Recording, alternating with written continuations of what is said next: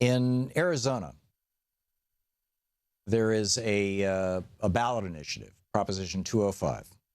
Ballot initiative is it's direct democracy. It's where all the voters can vote on something. It doesn't go through the legislature, doesn't go through the governor's office. It just, becomes law if everybody votes on it. And Prop 205 in Arizona would allow people who are over 21 to possess up to an ounce of marijuana and grow up to 6 plants for recreational use. This is not a medical marijuana bill. This is a decriminalized marijuana bill, or arguably even legalized. I don't know all the details beyond that, whether it's going to, whether they're going to set up dispensaries or how it works, all that sort of thing. But what I found fascinating was this piece in The Guardian. This was on Saturday. It was titled "Inside Big Pharma's Fight to Block Recreational Marijuana" by Alfonso Serrano. And, he talks about what Prop 205 is, and then he writes, as Election Day approaches, the ads will continue. These are ads against medical marijuana, right? Ads where Colorado schools were promised millions in new revenues. The state approved recreational pot use. Instead, school children were plagued by marijuana edibles that look like candy. Right? This is the "look out, they're coming for your kids," variation. Okay.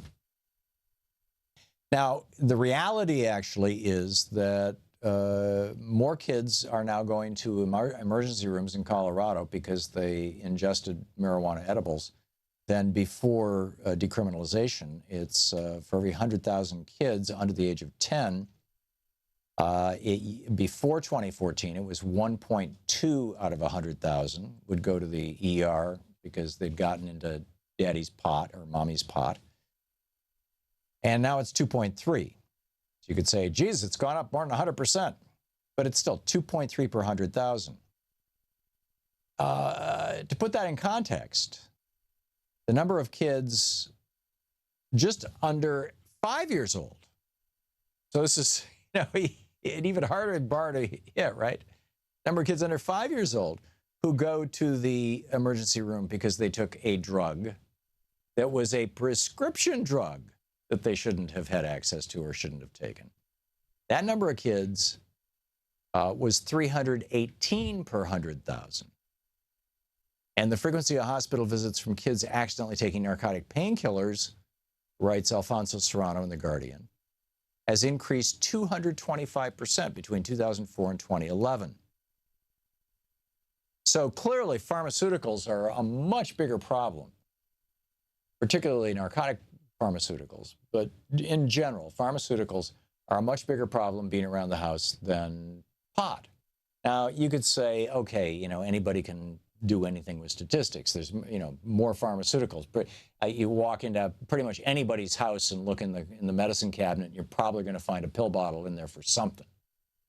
Whereas a much smaller percentage of the population, probably more like, 5% or 10% are, users of recreational pot in those states where it's legal. And an even smaller population than that where medical pot is legal. It might be 2-3%, who knows? But still, the number of people who are dying from pharmaceuticals is way, way higher. And particularly, narcotic pharmaceuticals, way, way higher than the number of people who are dying from pot. But this is the sales pitch, is, oh my God, the kids are going to get into it. But here's where it gets interesting. Who's paying for these ads? The article, Inside Big Pharma's Fight to Block Recreational Marijuana, in Saturday's Guardian says, as Election Day approaches, Alfonso Serrano wrote, the ads will continue, but the surprise lies in who's backing them. In August, the pharmaceutical company Insys Therapeutics also cited concerns for child safety when, with a $500,000 donation, it became the largest donor to Arizona's anti-legalization drive. Insys manufactures Subsys, a prescription painkiller derived from fentanyl, the synthetic opioid that is up to 100 times more powerful than morphine. So this is a company that sells something that's more powerful than heroin. right? A narcotic painkiller, and they're trying to block pot in Arizona. Now, why would that be? I mean, they're citing the numbers of the kids, but, you know, the kids are, you know, the prescription drugs like fentanyl are much greater danger to kids than decriminalized pot. And yes, I get it that there's an argument about whether edibles should be more clearly labeled, more clearly packaged, more child-proofed. And I'm actually all in favor of, you know, greater regulation of edibles so that they are child-proof. I got no problem with that. I think that that's an entirely reasonable thing. I mean, we do that with prescription drugs, after all. And, you know, it works. So, but why is this company doing this? Why is this company supporting an anti-pot initiative? Alfonso Serrano in the Guardian writes, critics say the insist contribution in Arizona is a ploy to protect market share. But wait a minute, they make a prescription painkiller. This is recreational marijuana. You would think that the alcohol or tobacco industries would be opposed to this, and it turns out that they are. But he goes on to write, and in fact, he says, indeed, alcohol and pharma groups have been quietly backing anti-marijuana efforts across the country. Besides Insist, the Arizona Wine and Spirits Wholesale Association gave one of the largest donations to the state's anti-legalization campaign. Beer distributors recently donated $25 grand in Massachusetts, a campaign for safe and healthy Massachusetts, making it the state's third largest backer in the opposition to recreational cannabis. But back to, Purdue Pharma and Abbott Laboratories, main makers of the painkiller OxyContin and Vicodin, respectively, are among the nation's largest contributors to the Anti-Drug Coalition of America, according to a report in The Nation. And the Pharmaceutical Research and Manufacturers Association of America, considered one of marijuana's biggest opponents, spent nearly $19 million on lobbying last year. So why do they care? Why does Big Pharma care? I get it why beer might care, right? Although in the states where pot has been decriminalized, alcohol use has grown slightly. It hasn't really hurt alcohol use. The most common drug that people use along with marijuana is alcohol. But, you know, a lot of people like to, you know, smoke a joint and have a glass of wine. I mean, it's just, they seem to go well together for some folks. But then they go on to say, for Big Pharma, an expanding amount of data explains their fears. Opiate overdoses dropped by roughly 25% in states that have legalized medical marijuana compared to states that have prohibited sales of the plants, according to a 2014 study in the Journal of the American Medical Association. Medicare saved roughly $165 million in 2013, according to that study, which estimated that expenditures for Medicare Part D, the portion of the government-funded health insurance program that subsidizes prescription drug costs, would drop by $470 million annually if medical marijuana were legalized nationally. Now, I realize we're conflating medical and recreational, but the reality is that when recreational marijuana is available, a lot of people use it as if it was medical marijuana. People start using them instead of sleeping pills at night. They start using them instead of pain pills, particularly at night. You know, most people don't want to show up stoned at work. And so their use of these drugs goes down. The profits of the drug makers goes down. The number of kids dying from overdoses goes down. The number of adults dying from overdoses goes down, for that matter, because you can't overdose on marijuana. And I just find the whole thing fascinating. But even beyond that,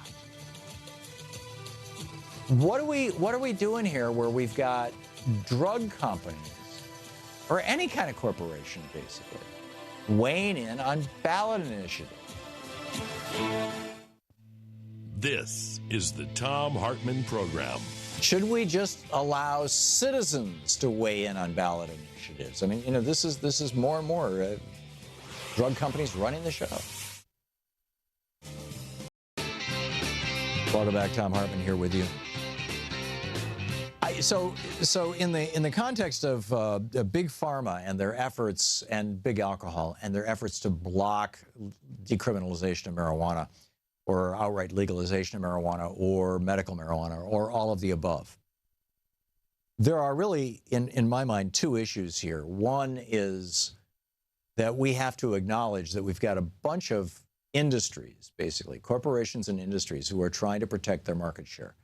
And even though protecting their market share means more Americans will die of overdoses of serious pharmaceutical painkillers, and more Americans will end up in jail for possessing basically a weed that, you know, used to grow in everybody's backyard, or it can grow pretty much anywhere in the United States. They don't care about that. They care about the money. And they're using their care about the money to pour all kinds of money into these ads, these misleading ads that only tell part of the story to get people to vote against this. In this case, we're talking about the state of Arizona, Proposition 205. And